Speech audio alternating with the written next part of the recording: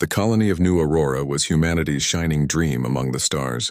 It stood on the edge of the Epsilon Lyrae system, a world of soft green plains and skies painted in lavender light. Two suns danced across its horizon every day, one gold, one silver, making the planet look like it was always caught between morning and evening. For over 30 years, New Aurora had been home to more than 80,000 people. Scientists, engineers, families, and dreamers. All of them had left Earth not because they disliked it, but because they wanted to build something new. They wanted to prove that humanity could thrive peacefully, even light years away from home. The colony was more than metal and glass. It was a living story. Children ran through domed gardens filled with alien flowers that shimmered like crystal snow.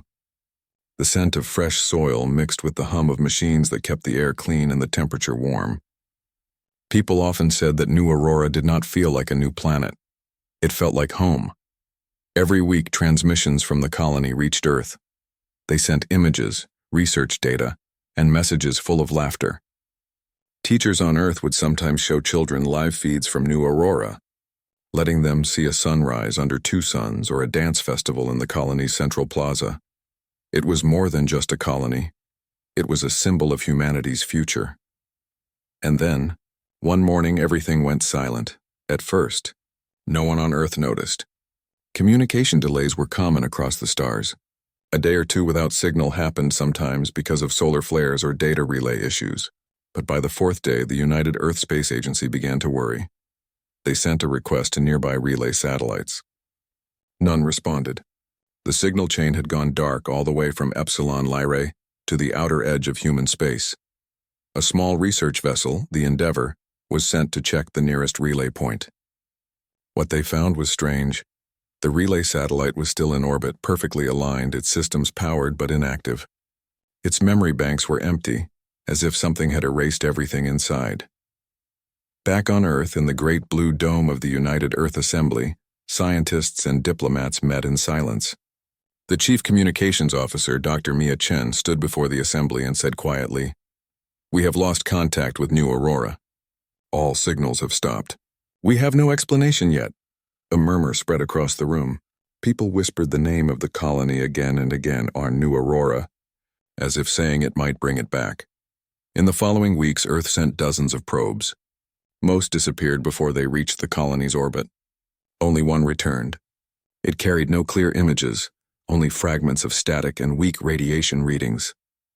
The data made no sense. There were no signs of battle, no wreckage, no energy spikes that might suggest an explosion. The planet's orbit seemed unchanged, but its surface reflected strangely, as if the atmosphere itself had turned into a mirror. For the first time in over 100 years, Earth's Council of Colonies declared a full state of emergency. New Aurora, the brightest human settlement beyond the solar system, had vanished into silence. The people of Earth felt the loss deeply. News networks showed old recordings from the colony, smiling families planting crops, children learning to fly small drones, the governor giving speeches under the golden twin suns, social channels filled with messages tagged, "Bring Aurora home and find our family." Across cities, lights were dimmed for an hour every evening to honor the colonists. On the 75th day of silence, a school in Nairobi released thousands of white balloons carrying the names of the missing. On Mars, settlers built a small monument out of iron dust and called it the Gate of Hope. Humanity grieved together. But beneath the grief, there was a growing sense of unease. Something had happened, and no one knew what or who was responsible. Months passed. The search expanded. Earth requested help from the Galactic Accord, a loose alliance of peaceful species that traded and shared knowledge. Many offered sympathy, but few offered help. One alien ambassador from the gentle Ilaran species said softly, "Sometimes stars swallow their children. Planets change. Space is not always kind." But others, like the Voran Dominion, remained silent. They neither sent condolences nor messages. Their absence in communication felt heavier than words.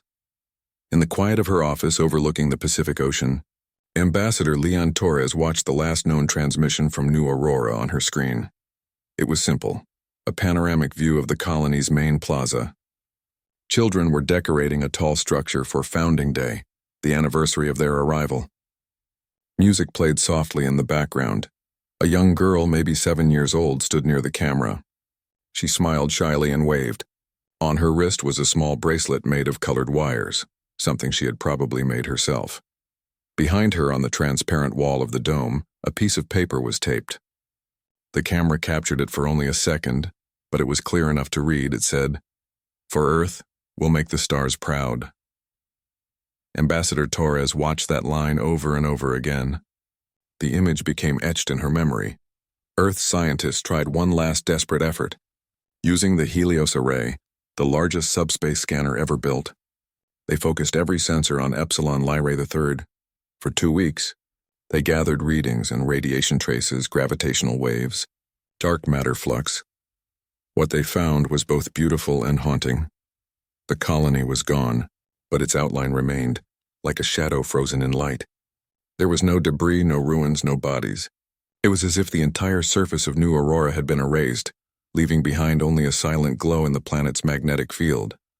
Some called it a miracle, others called it a warning. In the middle of the night, a young data analyst named Evan Holt made a discovery.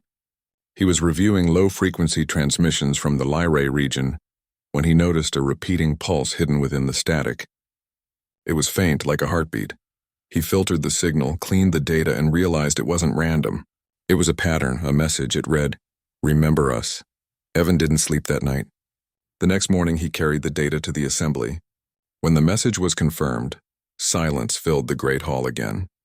The same silence that had started months ago when New Aurora first vanished. But this time, it was not a silence of confusion. It was a silence of purpose. Over the following days, Earth's leaders debated what to do.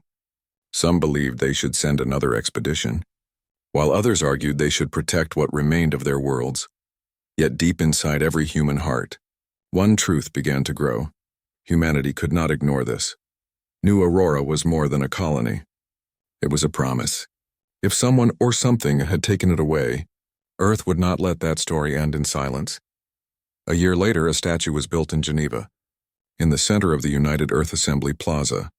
It depicted a small child reaching upward, holding a light made of glass. Around the statue's base, the names of all 80,000 colonists were carved in steel. Ambassador Leon Torres visited the statue often. She would stand there quietly, her hand resting on the cold metal, and whisper, "We haven't forgotten you." Far above, satellites continued to monitor Epsilon Lyrae. The faint pulse, the one that said, "Remember us," still echoed. And somewhere, deep in the quiet of space, a strange ripple passed through the stars. Too faint for most instruments to detect, but clear enough for one observatory on Luna Base. It wasn't a natural signal. It wasn't human either. It was a whisper in the void, repeating once softly like a question. "Earth, are you listening?" The world waited, and Earth, united in loss and quiet strength, began to prepare an answer. It had been almost 2 years since New Aurora fell silent. The world had moved forward, but the loss had never truly faded. Every school, every news report, every human heart still carried the same question: what really happened there? Earth's scientists continued to study the strange pulse that came from the Epsilon Lyrae system. The signal repeated every 43 hours, faint, steady, and full of mystery. It was like a whisper carried across the endless dark. No one could explain it. It didn't match any human transmission format. It wasn't natural either. The pattern of the pulse seemed too perfect, too deliberate. Some said it might be a message. Others thought it was just an echo, like a ghost of the colony that once was. But Ambassador Leon Torres believed otherwise. Every morning, she visited the Helios Communication Center, a vast glass structure floating above the Pacific, powered by solar sails. From its top observation ring, she could see Earth's curve stretching beneath her feet, blue and white and beautiful. The center's main chamber was alive with light. Hundreds of screens showing data streams, star charts, and the slow heartbeat of the Lyrae signal. Technicians worked quietly, listening, decoding, and hoping. Leon would often stand behind the main console and whisper, "If someone is speaking, we will hear you." One evening, while the stars glowed beyond the transparent walls, a young scientist named Evan Holt approached her. He was the same analyst who had first discovered the message, "Remember us," the year before. "Ambassador," he said softly, holding a tablet. I think the signal has changed. Leon turned toward him, her expression calm but alert. Changed? How? It's slower, Evan explained. And there are extra pulses now. Short ones between the main ones. Like words. He played the recording. The soft rhythm filled the air. A long pulse, then two short ones, then a pause. Again and again. It was almost like breathing. What does it mean? She asked. Evan smiled faintly. We're not sure yet. But it repeats in perfect cycles. That means it's trying to say something. They both stood in silence, listening to the soft heartbeat of the distant stars. Days turned into weeks as teams from across Earth joined to study the new pattern. Linguists, mathematicians, and even poets tried to find meaning in the rhythm. It felt alive, like a language beyond sound. Finally, after a month of analysis, they discovered something extraordinary. When the pulse sequence was converted into visual patterns, it formed shapes, lines and circles that resembled the layout of New Aurora's main plaza. The very heart of the lost colony, the scientists gasped. It was as if the planet itself was trying to remember its people. When the discovery was announced to the world, humanity reacted with both wonder and sadness. Some cried, some prayed. Others stared at the night sky, whispering the colony's name as if the stars could hear. Children began drawing the pulse shapes in schools. Artists painted murals of twin suns and glowing lines. The phrase, "The stars remember us," became a new message of hope. Even after 2 years, New Aurora was not forgotten, but curiosity is a powerful force in human hearts. And so, despite the risks, Earth decided to send a new expedition. This time, it would not be a single ship but an entire research fleet, Project Horizon, made of 5 vessels, each equipped with advanced shielding, scanning systems, and long-range beacons. Their mission, to reach the Epsilon Lyrae system, study the signal at its source, and uncover what truly happened to New Aurora. The flagship of the mission was named Solace. It was commanded by Captain Ren Marlowe, a calm and thoughtful leader who had once served on Earth's deep space rescue fleet. Before departure, he addressed his crew with quiet strength. "We go not to seek revenge or power," he said. "We go to find truth and maybe, if we're lucky, to hear the voices of those we lost." The crew listened in silence. Some smiled, some lowered their heads. All felt the same determination. The journey to Epsilon Lyrae took 6 months. During that time, the crew of Solace lived in the slow rhythm of deep space. They watched stars drift past like distant fires and sent daily messages home. Stories, jokes, songs. Captain Marlowe often walked the observation deck at night, gazing at the faint shimmer of their destination. He would sometimes whisper the same words as Ambassador Torres. "If someone is speaking, we will hear you." Finally, one cold morning in ship time, the fleet reached the outer edge of the Lyrae system. At first, everything seemed calm. The twin suns shone brightly and the system's gas giants orbited peacefully. But when they turned their scanners toward New Aurora's coordinates, they saw something that made everyone on board fall silent. The planet was there, but it wasn't. Where once there had been oceans, mountains, and shining cities, there was now a smooth, glowing surface. It looked like glass, silver blue, reflecting the twin suns. There were no clouds, no wind, no motion at all. It was beautiful and heartbreaking. "Is it alive?" whispered one of the scientists.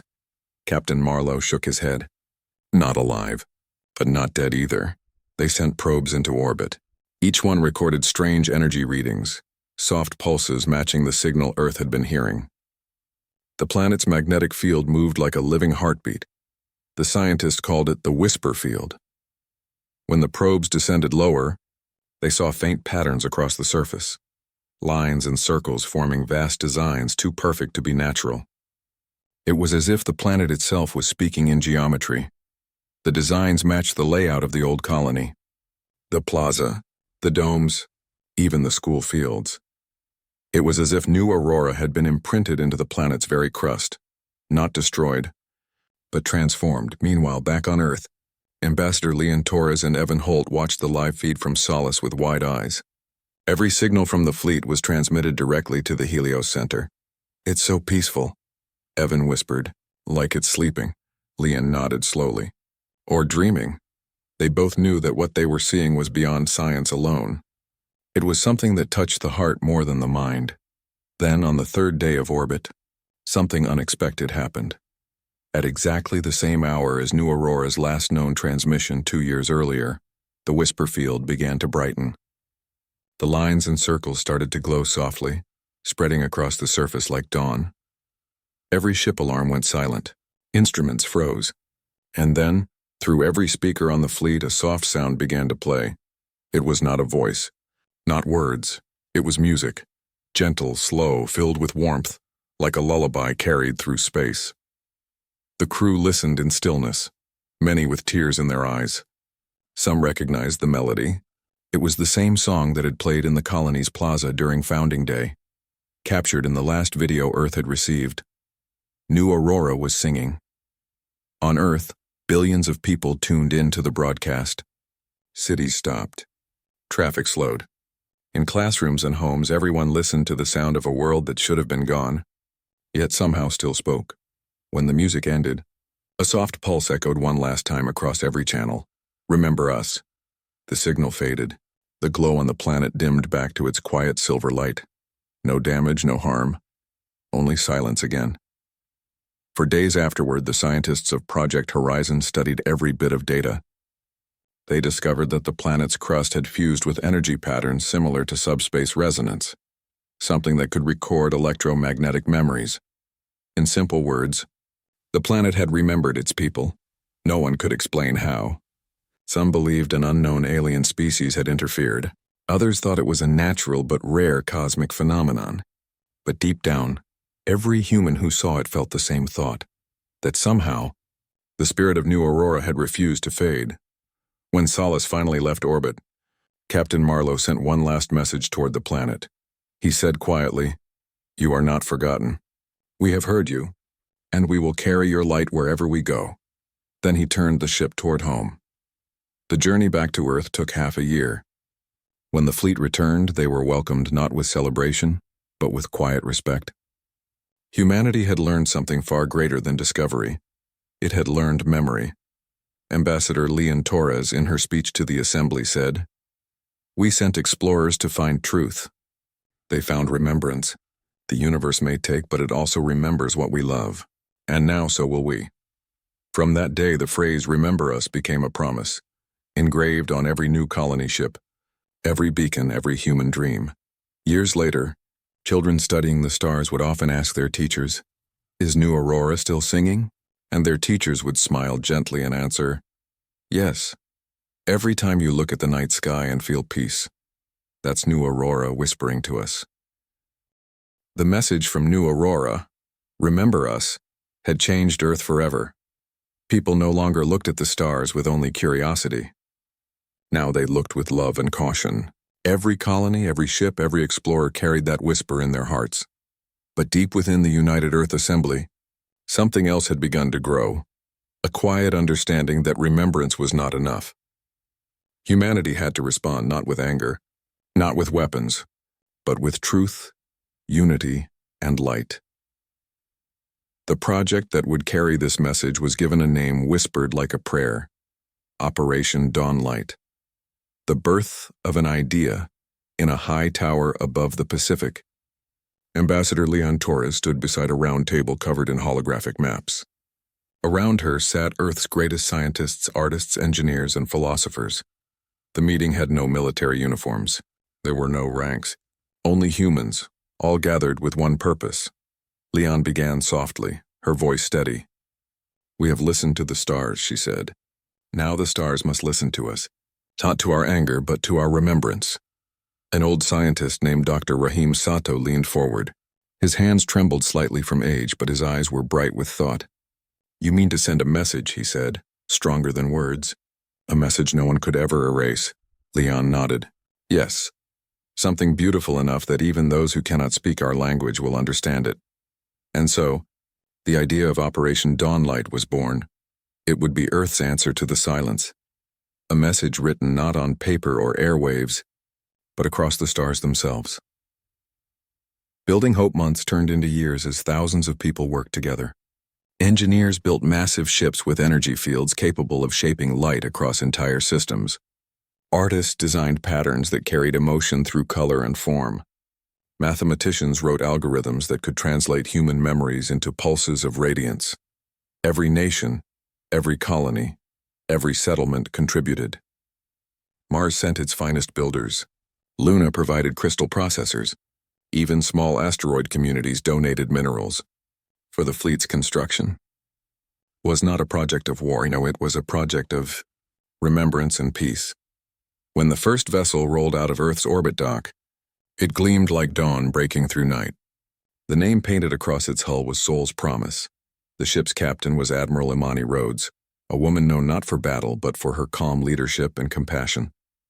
She had once commanded rescue fleets during solar storms, saving thousands. Her voice carried warmth and quiet confidence.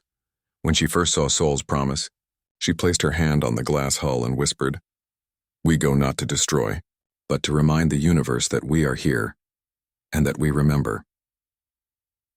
The gathering of the fleet. As the fleet assembled beyond the moon, the world watched. From cities, mountains, and oceans, people looked up and saw points of light moving slowly across the night sky. Children waved flags. Families gathered on rooftops. On every continent, giant screens broadcasted the moment the ships aligned into formation, a circle that glowed brighter with each second.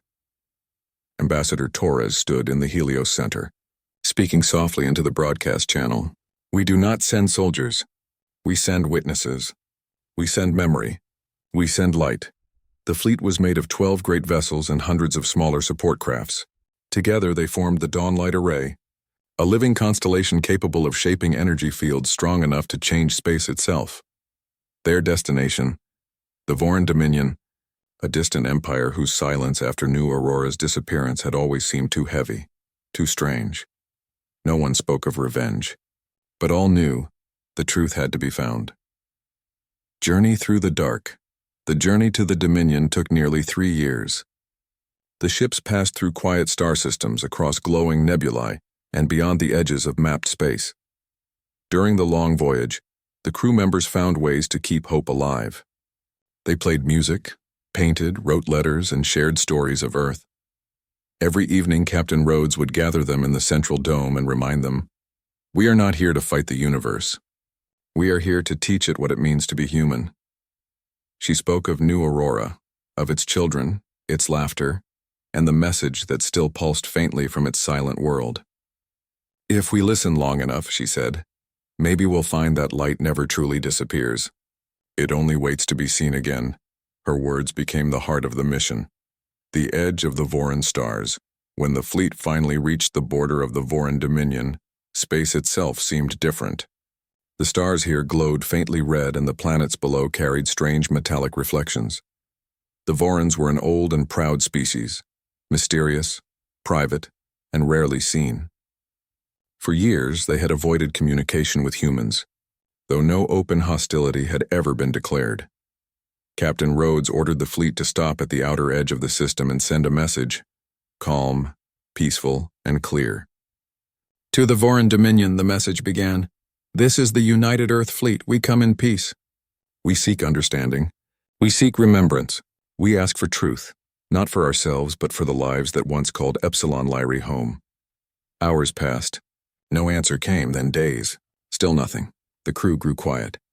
Many wondered if the Vorans would ever speak at all.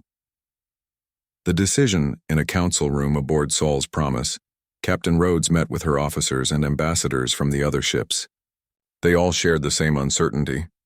Leon Torres, now aboard the fleet as Earth's senior diplomat, sat beside the captain. The two women looked out at the distant star, glowing faintly like a dying ember. Leon spoke first. "Maybe silence is their answer," Imani Rhodes nodded. "Then we must give ours." She stood slowly, hands behind her back, and turned to the crew gathered on the main deck. "Operation Dawnlight was never about power," she said. "It was about remembrance, about showing the universe that we do not vanish into darkness. If they will not speak, then let our light speak for us." 7. The Dawnlight Array.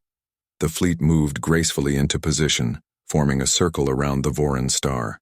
Each ship aligned its energy field with the next, creating a vast network of light and gravity. The array began to hum softly, a sound like wind in distant mountains. Inside each ship, Crew members watched in awe as energy flowed through their systems, not as a weapon but as a song. The frequencies were tuned to the same rhythm as New Aurora's final signal, the heartbeat of "Remember Us."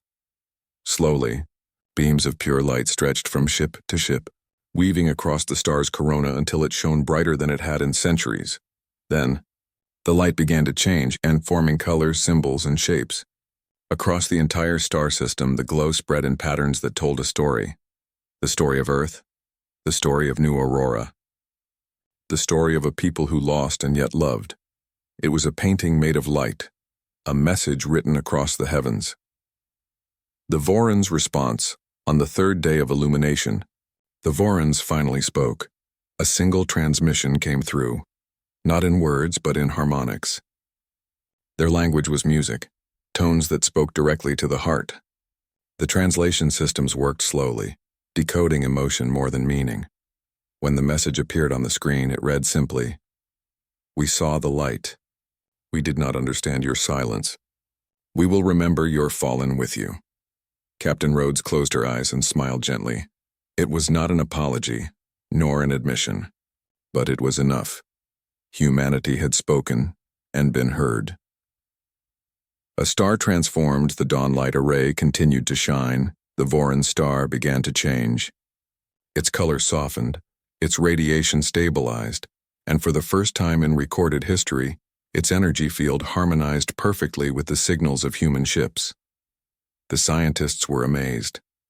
The star itself seemed to respond, as if acknowledging the message. Over the next few hours, the light from the array condensed into a single point at the heart of the system, where it remained glowing gently. It became known as the Memory Star, a symbol of peace, carrying the pulse of New Aurora forever within its light. The journey home. When the operation was complete, the fleet turned back toward home. There was no celebration, no cheering, only quiet reflection. Humanity had not fought. It had spoken. Ambassador Torres wrote in her journal, "We did not erase a star system. We rewrote it with remembrance. The universe will know our message not by our strength, but by our kindness." Back on Earth, when the light of the Memory Star finally reached the night sky months later, people saw a new golden spark among the constellations. It was faint but steady. Children pointed at it and said, "That's Aurora's star." The meaning of Dawnlight years passed. Operation Dawnlight became one of humanity's proudest moments, not for what it conquered, but for what it created. Every colony built afterward carried a beacon tuned to the same frequency as the Memory Star, ensuring that across galaxies the pulse of Remember Us would never fade.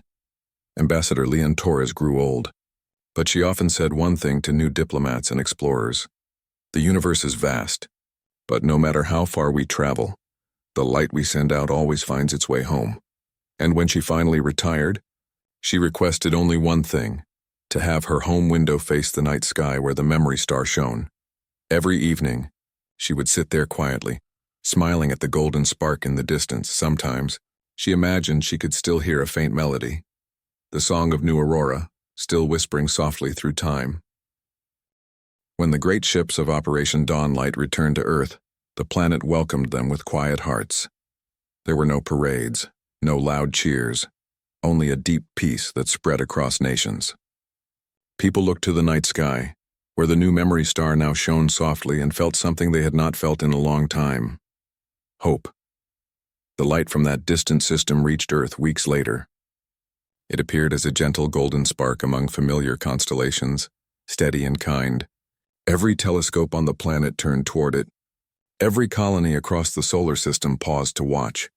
Children pointed at the sky and whispered, "That one's ours." The star that remembers. For the first time since the loss of New Aurora, humanity felt whole again. But the story was not finished. The universe had heard their light, and now the light began to answer.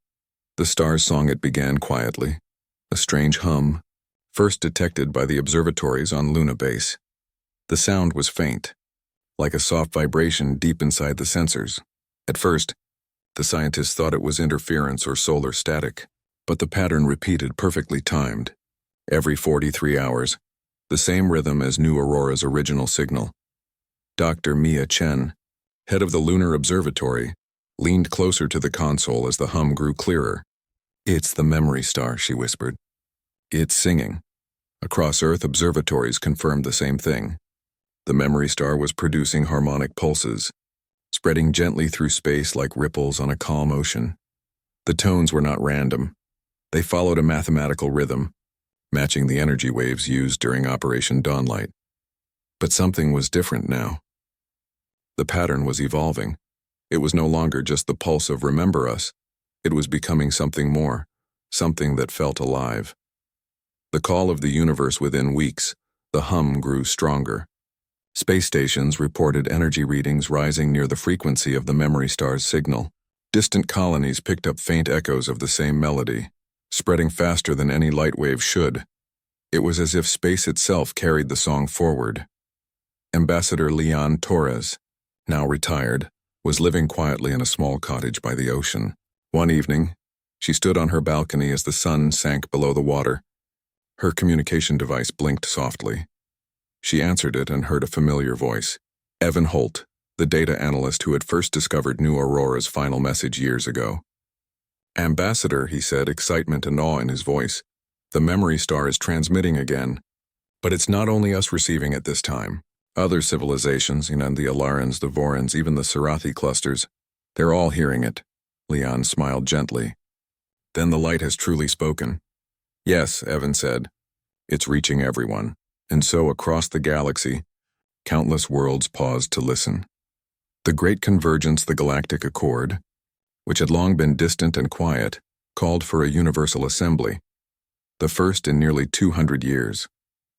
Representatives from dozens of species met at the Celestial Concord Station, a giant ring-shaped structure floating near the star Proxima Vega.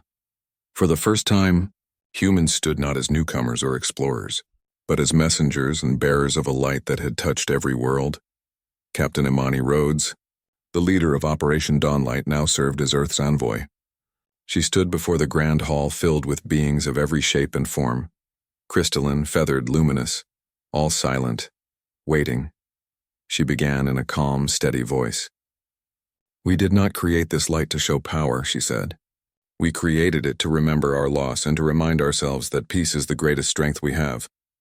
Her words echoed softly through the chamber. A being from the Voran Dominion rose, tall and graceful, with eyes that shimmered like liquid glass. "Your light reached us," it said. "It sang across our star and we listened.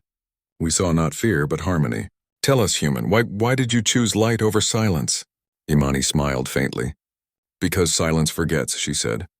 "But light remembers." The hall was still. Then one by one, representatives bowed their heads, a silent gesture of respect in many worlds. From that moment, the light of dawn was no longer just humanity's creation. It became a galactic symbol, a reminder of how memory could unite even the most distant stars. The awakening of the memory star back in the Epsilon Lyrae system, the memory star began to change again. Its color deepened from gold to white gold, and its light patterns shifted, forming gentle spirals that moved like slow dance steps across its surface. Probes sent from the Voran Dominion recorded strange readings, bursts of structured light carrying coded information. When translated, the messages showed images, the landscapes of New Aurora, its people, its buildings, memories once thought lost. The planet that had been erased seemed to exist again. Within the light, Dr. Rahim Sato, the old scientist who helped design Operation Dawnlight, watched the recordings from his small observatory in Kyoto. He wiped a tear from his eye. "It's remembering itself," he whispered. "The star is keeping their world alive. Soon." The memory star became known as Aurora's heart. It was more than a light. It was a living archive of everything that had once been. The gift of light months later, something unexpected began to happen. The hum from Aurora's heart started to influence nearby systems. Dormant planets began to show signs of gentle atmospheric changes. New clouds forming, temperatures balancing, dormant seeds sprouting where none had before.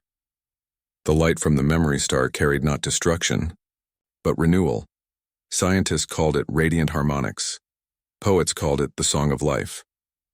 On Earth, gardens started growing faster. Energy systems became more efficient when tuned to the same frequency as the memory star's pulse. Even water crystals formed more symmetrically.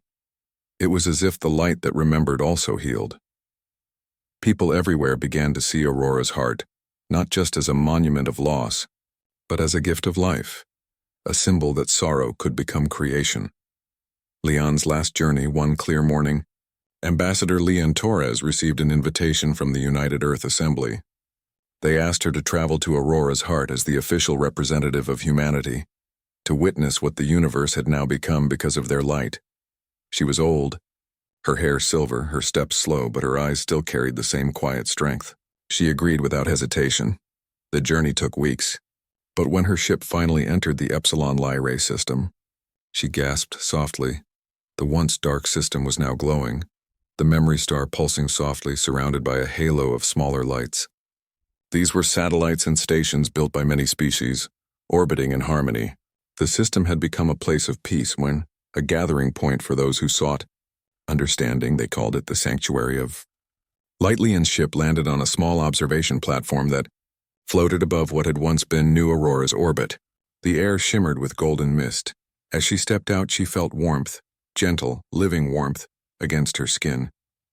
It was as if the light recognized her. Evan Holt, now much older too, was already there waiting for her. He smiled when he saw her. "Ambassador," he said, "we found something. You'll want to see this." He led her to a large crystal structure standing at the center of the platform. Inside it, waves of light moved like water, forming images that danced across the walls. At first, she couldn't believe what she saw. It was the plaza of New Aurora, the same one from the old video, children playing, people laughing, the sky glowing beneath the twin suns, and there, at the very center, stood a little girl with a bracelet of colored wires. She waved, just as she had in that final transmission years ago. Leon pressed her hand against the crystal, tears shining in her eyes. "You're still here," she whispered. "You never left." The image flickered softly, as if answering her. Then across the entire platform, the air filled with sound, gentle music, the same melody that had once echoed from the colony. It was not just a recording. The light was alive, singing for the people who remembered. The message for the future. When Leon returned to Earth months later, she carried with her the recordings and the experience of the Sanctuary of Light. She stood once again before the assembly, her last speech. Her voice trembled, but her words were clear. "We thought we built the memory star to remember our past, but perhaps it was built to teach our future. The light we send into the universe always finds a way to come back, brighter, wiser, and kinder." The hall was silent for a long time. Then every screen across Earth and its colonies lit up with the image of Aurora's heart, shining softly in space.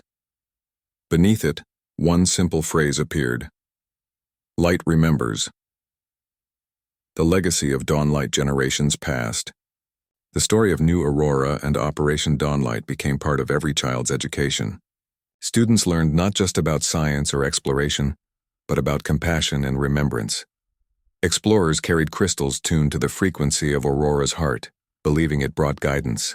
Colonies and new star systems built shrines that glowed softly with the same golden light. And whenever a new human world was founded, the settlers would stand beneath their new sky and whisper the same words: "For Earth, we'll make the stars proud." The same promise written long ago by a little girl in a glass dome. The voice of light. Many centuries later, deep in the archives of the Helios Center, a new signal was detected, gentle, rhythmic, familiar. It came from the direction of Aurora's heart, but this time, it carried new words translated through harmonics. "We are still here. Your light became ours. Remember, and we are all one star." Many centuries had passed since the creation of Aurora's heart, the memory star that sang across the galaxy. What began as a monument of remembrance had become a living symbol of unity. Not only for Earth, but for countless other worlds that had listened to its gentle light. Humanity had grown far beyond its old blue planet. New colonies sparkled across the Milky Way, each carrying a small crystal of golden light, tuned to the frequency of Aurora's heart. These crystals were called remembrance seeds, and every child on every world learned their meaning. They were not tools of power nor signs of conquest. They were reminders that even from sorrow, something beautiful could be born. The children of the light on the human colony, Lyra's Reach. A young girl named Amira Solon stood on a grassy hill overlooking the twin moons.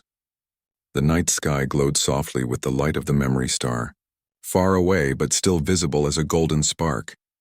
Her grandmother often told her stories about it, how Earth had once turned loss into light, and how that light had taught the universe about peace. "That star is part of you, Amira," her grandmother would say. "It remembers every heartbeat that ever loved, every dream that ever reached for the sky." Amira believed her. Every night she would watch the star until she fell asleep, feeling as though it watched her back with kindness. At school, she and her classmates studied the history of Aurora's heart. Their teacher, Professor Halden, explained it in simple words. "The memory star is alive in a special way," he said. "It carries songs of life, patterns of emotion, and messages that remind us what we are. Every world that joins the Harmony Network, the system that connects all light-based archives, becomes part of its voice." One boy raised his hand. "So the star can hear us?" Professor Halden smiled. "Yes. Every time you think kindly, every time you help another, that energy travels through the light. It may be small, but it reaches the universe. That is how the memory star grows brighter." Amira liked that idea. She promised herself that one day she would visit the star and see it up close. The journey of peace on Earth. The United Stellar Assembly still met every year in the great crystal dome above the Pacific Ocean. The dome shimmered with golden patterns that reflected the light from Aurora's heart. Leaders from human and alien worlds gathered there, not to argue or divide, but to share progress, stories, and ideas. In the early days of exploration, misunderstandings had caused fear. But since the light of Aurora's heart had spread, things were different. People had learned to listen first, to understand before they reacted. That was the true legacy of the memory star. At the 412th Assembly, the new Earth representative, Chancellor Aidan Reyes, spoke before the crowd. "Long ago," he began, "our ancestors built a star to remember the people we lost. But in doing so, they also created a voice for peace. Today, every ship that travels beyond known space carries the same message. Remember, you are the light you seek." His speech was broadcast across hundreds of systems. People stopped to listen, in floating cities, underwater colonies, and even in orbiting habitats above gas giants. And as his words echoed through the stars, something subtle happened. The frequency of Aurora's heart grew slightly brighter, as if it had heard and agreed. The Star Keepers. The memory star had become a sacred site called the Sanctuary of Light, maintained by an order of caretakers known as Star Keepers. They were not priests or scientists. They were simply guardians of memory. Every species in the Accord could send one keeper. Together, they cared for the luminous crystals that surrounded the star and ensured the harmony signal stayed pure. Among them was a human named Noah Elian, a quiet man who loved the stars more than anything. He had grown up reading about Operation Dawnlight and had always dreamed of touching the light that spoke to the universe. When he arrived at the sanctuary, he found that it was not made of stone or metal. It was made of light and sound, constantly moving like water. Every wall shimmered with soft gold, and faint songs echoed through the corridors. Each note was part of the living record, memories from New Aurora, messages of peace, laughter from children, whispers of dreams. One evening, while Noah was adjusting a harmonic stabilizer near the heart of the structure, the light began to swirl gently around him. It formed patterns, circles and flowing lines that pulsed softly. A voice soft as wind filled the air. "Do not forget the beginning," it said. Noah froze. "Who's there?" "We are the memory," the voice continued. "We are the song that remembers." He felt no fear, only calm. He realized that the light was speaking directly to him, or perhaps to anyone who listened with an open heart. "What do you want from us?" he asked quietly. "Nothing," said the light. "We only wish to remind you that remembrance is not sorrow. It is love that never fades." Then the light faded back to normal, leaving Noah standing in silence, tears glimmering in his eyes. He wrote the message down in the archives, where it became one of the most cherished records in the sanctuary's history. The return to Earth years later, the sanctuary sent an invitation to all the major worlds, an anniversary gathering to celebrate 1,000 years of the memory star. Amira Solon, now a grown woman and a space historian, was chosen to represent Lyra's Reach. When she stepped onto the transport ship bound for the sanctuary, her heart raced with excitement. She carried with her a small remembrance seed, the same crystal she had received as a child. It had glowed faintly all her life, and now she would bring it back to the place where it all began. The journey took months, through quiet regions of space where only the hum of the engines filled the air. Every night Amira sat by the observation window and watched the memory star grow brighter as they approached. When she finally arrived, the sight took her breath away. Aurora's heart was no longer a single light. It was surrounded by hundreds of smaller stars, each created by civilizations that had joined the Harmony network. Together they formed a pattern that looked like a blooming flower of gold. The universe had turned remembrance into beauty. The celebration of light, the anniversary event, was unlike any other in history. Representatives from every known species gathered in orbit around Aurora's heart. Ships floated silently, their hulls glowing softly in golden light. Amira stood on the observation deck of the main hall as Chancellor Aiden Reyes delivered the keynote address. His voice carried through the transmission beams across thousands of systems. 1,000 years ago, our people faced loss so deep that it could have ended our spirit. But instead we turned grief into light, and that light became our guide. Today we stand together, not as separate worlds, but as one family among the stars. The crowd bowed their heads. Even the ships dimmed their running lights for a moment of silence. Then one by one, the remembrance seeds carried by every attendee began to glow. The light from each crystal joined together, sending a wave of brilliance into space. It reached Aurora's heart and reflected back, brighter than ever before. For a few moments, the entire galaxy shimmered with golden light, a silent chorus of unity. The new dawn after the celebration, Amira stayed at the sanctuary for a while. She spent her days walking through the luminous halls, reading the old records of Operation Dawnlight, and learning from the Starkeepers. One evening, as she sat by a viewing window, she noticed a faint ripple in the light. The star was changing again, forming new shapes, new rhythms. It was creating another melody. When translated, the message said, "From every memory comes a new beginning." The light of one world can awaken many. Amira smiled softly. She understood. The memory star was preparing to guide explorers even farther, beyond the Milky Way into the unknown. Humanity's story was not ending. It was evolving. Before leaving, Amira placed her remembrance seed into the heart of the sanctuary. The light accepted it gently, weaving it into the living pattern. "For Earth," she whispered, "and for all who dream." The golden waves shimmered in response. The eternal message centuries later, long after even Amira's time had passed, travelers from distant galaxies would find the glowing cluster near Epsilon Lyrae. They would see the shining flower of stars, each one pulsing with harmony, and wonder who had made them. When they tuned their instruments to the right frequency, they would hear a simple message repeating through the cosmic silence. We were human. We loved. We remembered. We became the light. No matter how far the universe expanded, that message remained. It needed no translation. It was the pure language of hope.